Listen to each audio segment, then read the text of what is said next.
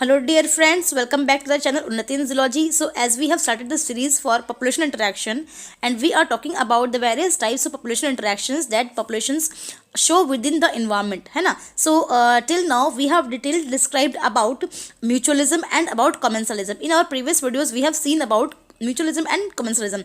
You should go and watch the my shorts playlist for those videos. Now today we will start about parasitism in this video. So till now we have studied that population interactions are of basically two types. One is positive interaction and the other one is negative interaction. Let me show you. We have talked about positive interaction, that is mutualism and commensalism, and right now we will be talking about negative interaction in this video about parasitism. So this video will be basically about parasitism and its various types. So let's start the video of parasitism. देखिए, what is parasitism?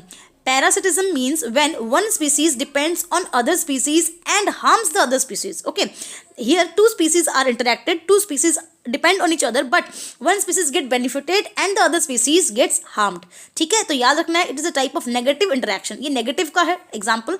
Negative means यहाँ पे दो species होती हैं, उनमें से एक species को बेनिफिट होता है और दूसरी स्पीसीज को ऑब्वियसली हमेशा हार्म होता है. ठीक है, तो देखिए अब हम बात करेंगे यहाँ पे जो दो स्पीसीज इन्वॉल्व हैं उनमें से एक स्पीसीज को कहा जाता है host and the other species is called parasite. तो पैरासाइट वो है जो किसी और पे डिपेंड करेगा, वो पैरासाइट है. जिसको फायदा होता है, जिसको बेनिफिट होता है, वो स्पीसीज को अपन पैरासाइट कहते हैं. एंड द इंडिविजुअल जिसके ऊपर वो पैरासाइट रहता है, जिससे वो न्यूट्रिशन ऑब्जर्व करता है, ऑब्टेन करता है, या जिससे फायदा ऑब्टेन करता है, बेनिफिट ऑब्टेन करता है, सच स्पीसीज इज कॉल्ड होस्ट. तो basically it is a relationship between host and parasite.